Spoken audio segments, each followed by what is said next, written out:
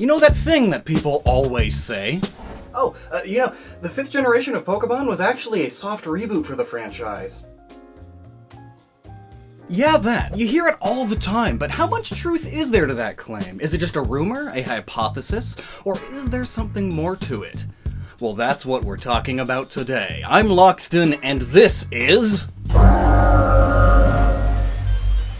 So, facts. Generation 5 began with the release of Pokémon Black and White on the Nintendo DS on September 18th, 2010 in Japan, and then the rest of the world got them around March of the following year. Critics really enjoyed the game overall. Most people too. I mean, it's Pokémon. It's hard to go wrong with that. But that doesn't mean it didn't have some points against it. But interestingly, many of the things that people praised it for were the exact same things that other people hated. And that very thing is also our first bit of evidence to the claim Generation 5 was a soft reboot, as one of the best and or worst aspects of this game was the fact that there were no older Pokémon to be found in the region. Where is my gosh dang Delibird? If it's not here, I will riot! According to art director Ken Sugimori, this was done for the purpose of making Pokémon feel completely new and refreshed. Quote, just by having a new bird Pokémon flying through a town, you can show that this is a different world. It may also change the feeling that you get from the Pokémon series. So how fresh and new would a setting feel if you really didn't even see a single Pokémon you already knew? Apparently, this decision was made fairly early in Black and White's development, and they achieved their goals pretty well, with over 150 new Pokémon in this region, and not a single older Pokémon to be found. Well, I guess that isn't entirely true. Once you finish the Pokémon League in the game, then past Pokémon will start appearing. But still, unless you trade older Pokémon in, you are stuck with a team of all Gen 5 Pokémon throughout the story. And that's the other thing. The tone of the story was completely different from any of the series' past entries, dealing with a bit of philosophical politics, truth versus ideals, and questioning the very ethics of putting Pokémon in balls. I mean, the bad guys are basically medieval PETA, and there's like child manipulation and stuff. Is N even real? Or is he a Zoroark? It all felt just a bit more thought out and mature. And as a reflection of this, the protagonists were aged up, full-on teenagers instead of little, like, 10-year-olds. And both their age and the writing follow another goal they had. According to Junichi Masuda, from the very beginning of development, we tried to see the series through the eyes of older players who had graduated from the series. Does it seem too cute? Is the writing off-putting? Is it too childish? We wanted to change these things to make it more appealing to older players. So, Black and White had a completely new tone for a Pokémon game.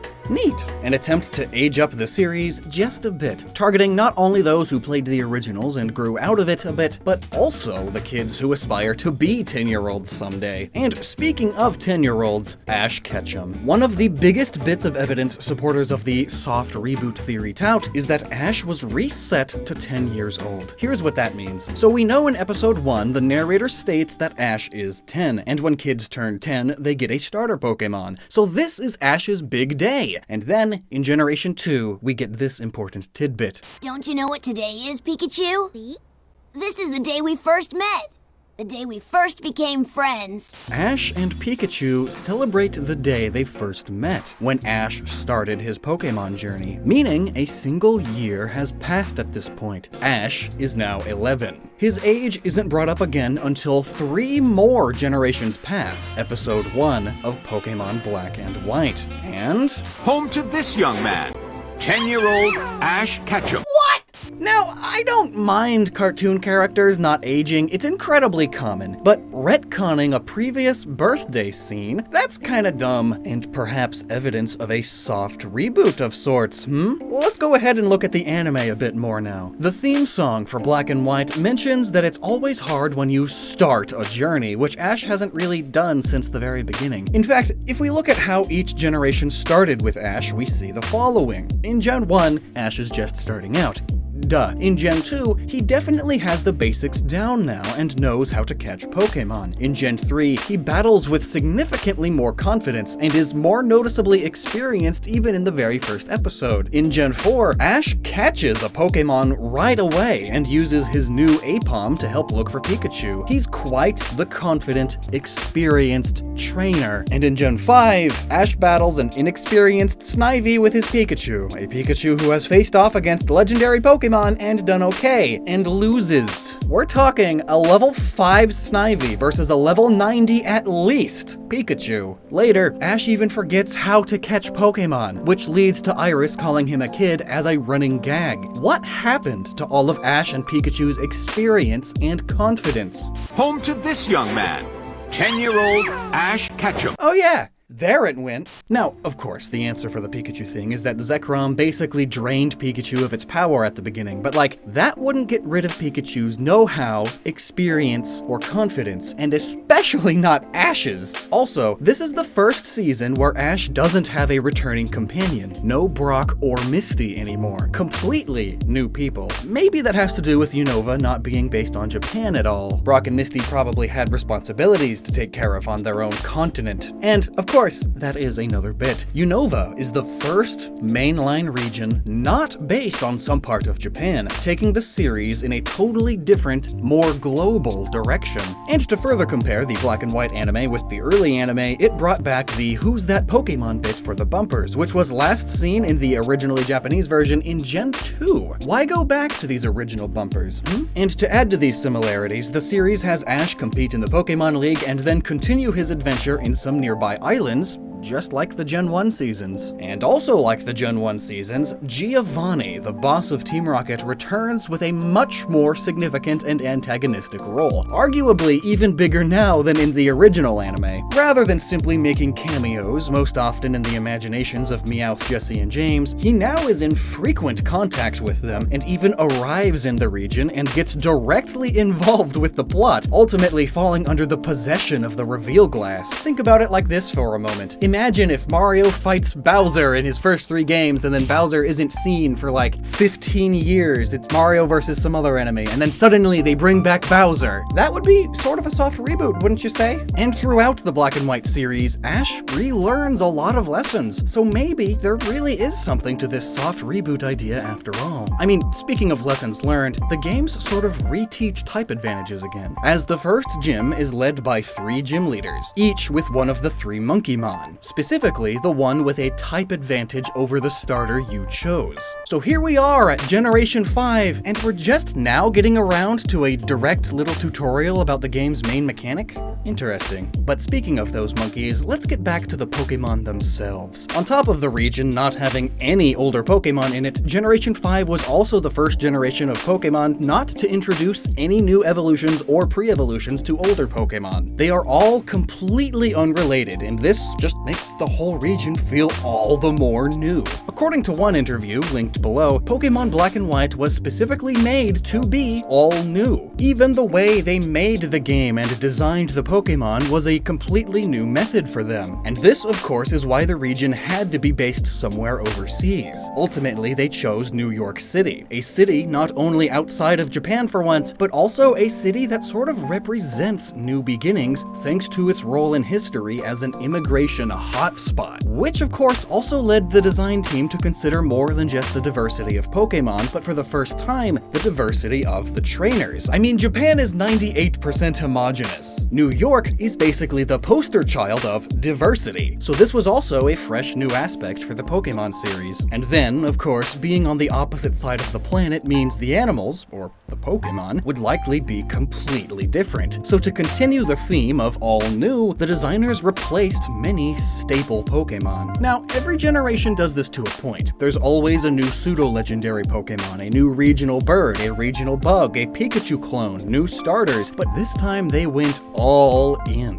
For example, Zubat and Geodude were incredibly common in Generation 1, 2, 3, and 4. They were found in basically every cave, but now in Unova we have Woobat and Roggenrola taking over their roles. Like Zubat to Crobat, the evolution is friendship-based, and like Geodude through Golem, trade-based. They are full-on replacements. No more were Voltorb and Electrode acting as Pokeball mimics. Now it was the new Foongus and Amoongus. People don't ride around on Rapidash, but Zebstrika. Pollution doesn't manifest itself as muck, but as Garbodor. No more are cattle farms filled with Tauros, but with Bouffalant. The rival fighting-type Pokemon Hitmonchan and Hitmonlee, now it's Sock and Throw. A sleep-inducing psychic tapir, like Drowsy, now it's Masharna. An alien Pokemon like Clefairy, now it's LGM. A sneaky thievy cat, move over Meowth, we Purloin gang now. There's new moles, new rats, frogs, jellyfish, ducks, that is literally just a fish Pokemon, the super cute fluffy normal type, the ripped humanoid that just gets bigger and helps construction workers, the pinchy orange crab bug with a thing related to its type on its back, the round ape with a face on its body, the moth with only 2 stages. Magneton is just a bunch of floating mechanical parts, and now Klinklang is here to replace it. The big and important purple Pokemon made through human experimentation? Here you go. I mean, is Gothitelle just an Alakazam crossed with a Jinx?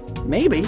Would this count? Here's a Pokemon wearing a skull. Perhaps. But heck, I mean, the regional bird is a pigeon again. And according to interviews, Audino was literally designed for the sole purpose of being Nurse Joy's new companion Pokemon, replacing the role of Chansey. Alomomola is just Love Disc.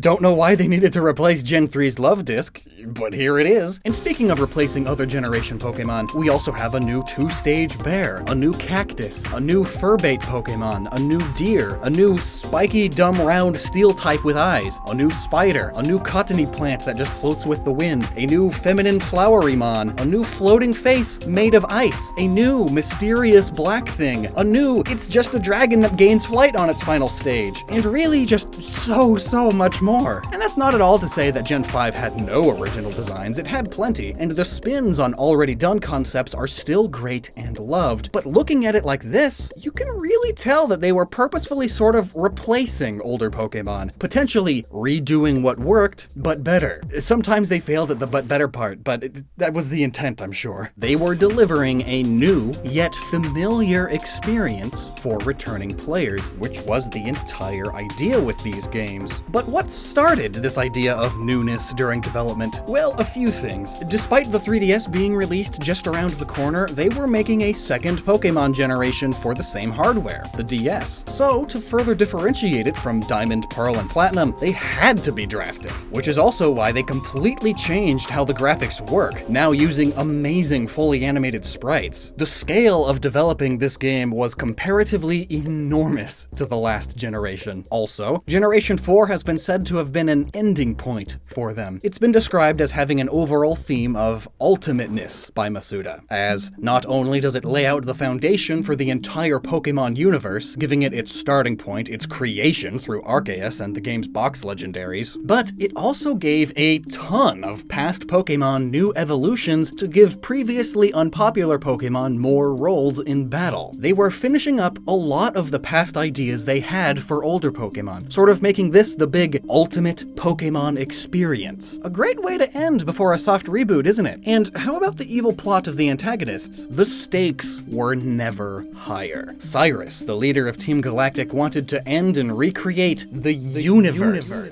Oh geez, the stakes! You cannot raise the stakes any higher. They are stuck to the ceiling. Where do you go from here? We went from, let's steal a bunch of Pokemon and make a ton of criminal money, to, let's recreate or destroy the world in our image, to, let's do the same, but for all of existence. I mean, hot dang! There is no raising the stakes from there. So, how about a soft reboot? In Gen 5, we're right back to, let's just steal Pokemon and maybe take over the region. That sounds nice. So, those are the points in favor of the idea that Generation 5 is a soft reboot, but you'll find on forums and social media discussions that a lot of folks aren't too keen on the idea, and they have fair points to make as well, so let's get into some of those. First of all, while the anime does reset Ash's age and Pikachu's experience or level, it doesn't retcon his past adventures at all. He still has flashbacks and trophies referencing his previous adventures, mostly from Gen 1, but still. All of those adventures could easily have taken place in about a year, an episode a day, maybe 2 or more episodes a day on the more eventful days. Gosh dang, is Ash's life busy. And here's another point. Every new generation focuses more heavily on the new Pokémon. That isn't anything new. Gen 5 simply focused on it a bit harder. Overall, it's still just another Pokémon game. They did a few twists to the established formula, but it still fits in the continuity, and past characters still cameo in the games. Does that really constitute a reboot, as some claim? Well, what defines a reboot? According to Google, a reboot in terms of media is defined as to restart or revive, to give fresh impetus to. It's interesting that it can mean restart or revive. A restart is obviously a reboot. Take, for example, the plethora of superhero movies and comics and games. How many of them start by retelling the origin story of the hero? How many Batman and Spider-Man reboots have there been already? The Tomb Raider reboot was big too, and also clearly restarted the franchise, going back to Lara Croft's origin story. But revive is a part of our definition too. Let's look at the Doom reboot in 2016. Doom was a doomed series at that point, but this reboot